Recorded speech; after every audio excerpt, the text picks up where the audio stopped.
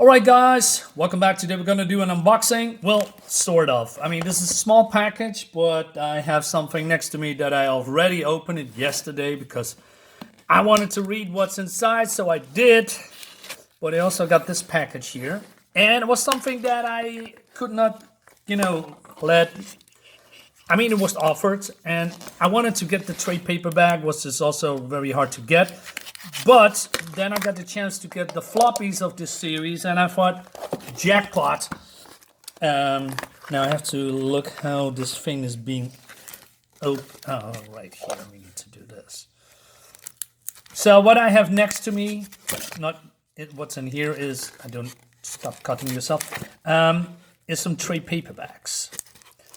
And I'm going to show you this a little bit later, after this one.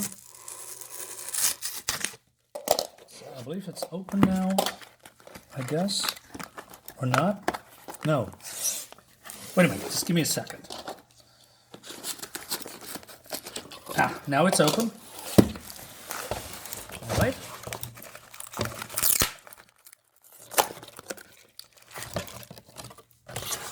Okay, put this aside. It's DC Comics. It's a 12-issue series. Gotta open this up. More plastic. Easily to open.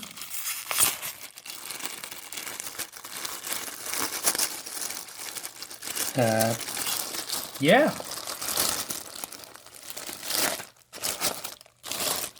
Plastic and plastic. So what's this then? Camelot 3000. Man, I was looking for this for a very, very long time. I know this is a very good series. I mean, I heard that's everybody's praising it, but I heard that tale before, and then eventually it's totally crap. Anyway, but so this, I believe, drawn by Brian Bolland. He's a fantastic artist. So we're gonna open this. I'm gonna show you the first book. But wow. Yeah. Morgan Le Fay, I'm assuming. I'm not entirely sure. Covers looks great, by the way. Zero clue what's going on. So the chances are very high that we're going to make a video about this one. I mean, it reminds me of what I'm doing now, right? Because this is a, medieval setting, but then with science fiction, I'm doing similar in my book, but then totally different, of course, because, well, this looks fantastic. All right, so let's open this up, and then we're going to go to the trade. Very happy with this one.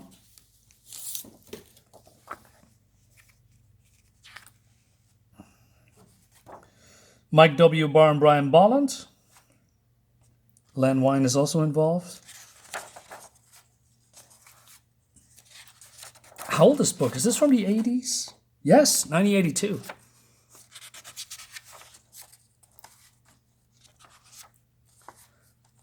So, mystery. Wait a minute, is this Arthur Pendragon. Cool. So it seems he knows how to deal with certain creatures, also with handling futuristic weapons, I guess. Yeah, this looks fun. Cool. Yeah. Yeah. I'll leave it here. So, that's cool. Yeah, it's cool. So, what I have more is, let's start with this one. This is Justice League 3000, Volume 2. I need to get the Volume 1, but I'm ordering from another place because it's cheaper. This is cool too because Keith Giffen, Howard Porter, Matt DeMatteis, golden combo. Art looks great. There's basically Justice League in the future, and there's a whole story behind that. It looks fantastic. But this is not the, I believe, the Superman, Batman that you know, because this, different people. Great quality. I believe this feels a little bit different. Well, doesn't matter. So we had a Green Lantern. Is this still Hal Jordan? Well, let's have a look. But also not. He says, don't call me Clark. All right. A lot of familiar faces, but also not. There's also a Flash, of course. I'm flipping through it a little bit here. Again, it's very hard to get these floppies. So I decided, you know what? I'm done waiting, and I'm just, getting the trade. It's not that expensive. But the trade of the first book is well, it is expensive. So I'm ordering from another website.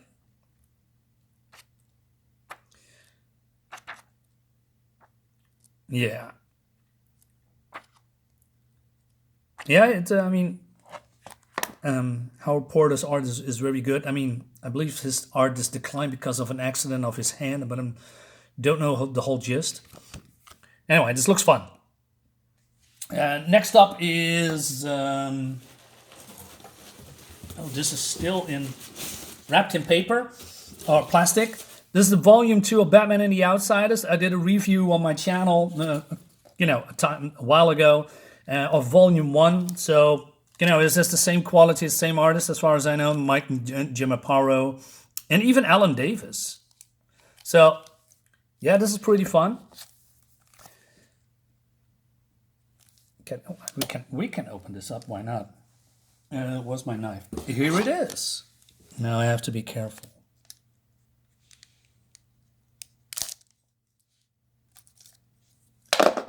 Is this enough? No.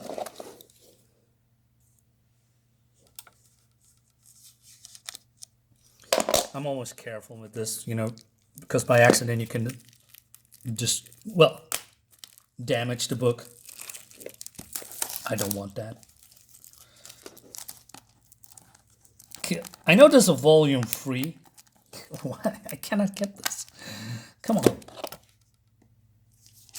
Here we go. There's a volume 3, but it was not on this website, so I have to figure out how to get it. And that completes the whole thing. But there is not... Sorry. Here it is. There's not a lot of going on in this trade, in this hardcover. I mean, what I mean with that is normally you get some very much extras at the end, but it's not. It's just the whole comic. Ooh, it's so tight here. Oh my God. It's brand new. Yeah, well, it is, but... So, again, with the black cover, don't understand that, but still. Why is there a... why is this in here? That's weird. Okay.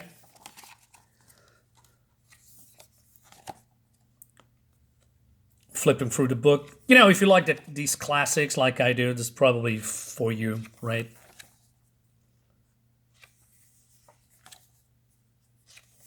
Very smooth paper. I like that. Is this Alan Davis's work? Let me check.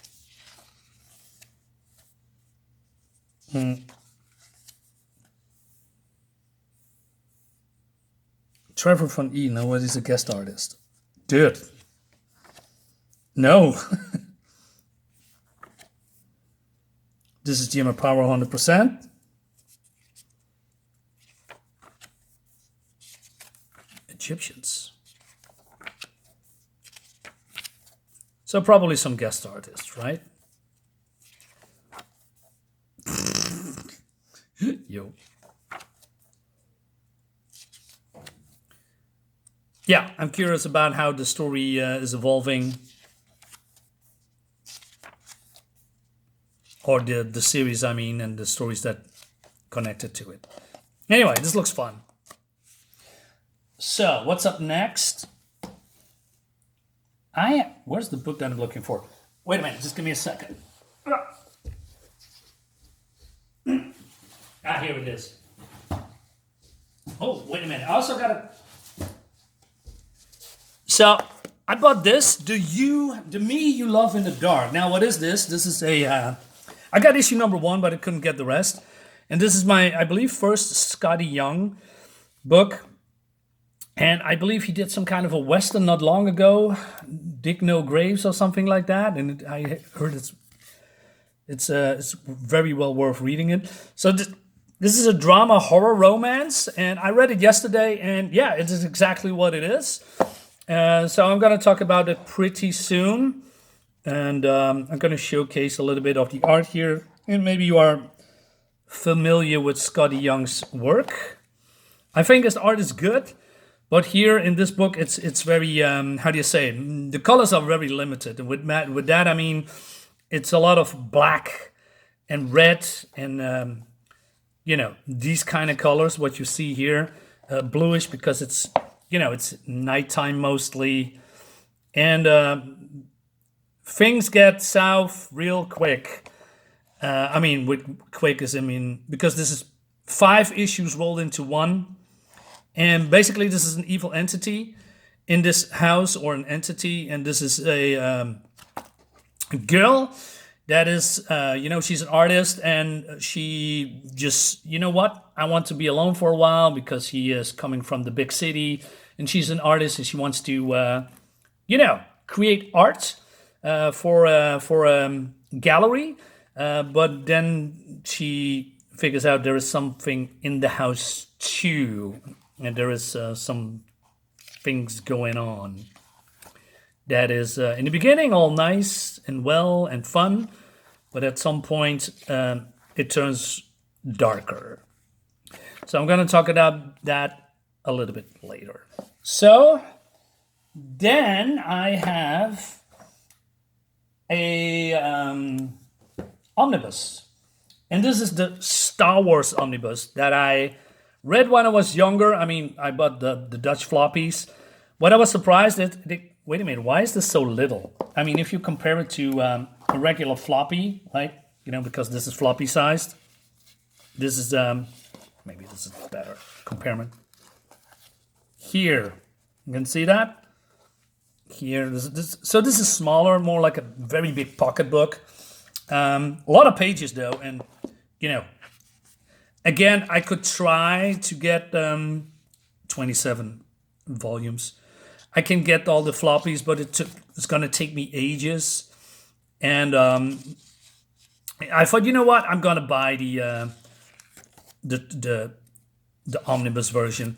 So the first, I believe, couple of issues is more like the movie A New Hope. So they basically recreated that in comic form. But then after that, there is then the real story. It's probably not how I would describe it, but other stories being created, and I love that. I really, really love that. The stories were fun and then introduced to new characters and new dangers as well. So I'm gonna skip a few pages here, going to the new content, because it is still the New Hope thing. So, yeah. Oh, yeah. We meet him also with some bandits and bounty hunters, which is pretty cool. Right? And I remember this very well, but it's been a long time. So when I saw it, because I'm on a Facebook group and they're offering some older Star Wars comic, I think, you know what? I need to get back to this, right? I need to,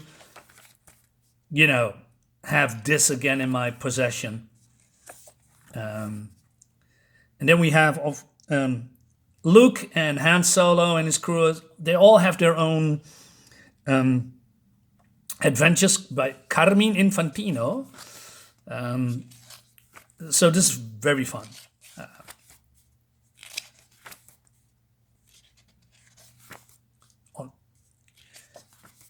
So this goes beyond the movies or in between the movies. I'm not entirely sure. But there's a lot of pages. A lot of pages. Also some revenge stuff. Bounty hunters, pirates. Even Darth Vader has his own adventure here at one point. Flashback when Luke was on Tatooine. Very fun indeed. Yeah, this brings back memories. So basically, this is for me a nostalgic book. And I still like the covers, right? And the colors and the art. Although, this is Carmine Infantino. He's mostly well known for Flash books. He has a very unusual style. Oh man, this is a Gladiator. I forgot about that. So there's probably an artificial gravity and with traps. Awesome. And I got 2 omnibuses. Because this is till, I believe, issue 94. Yes.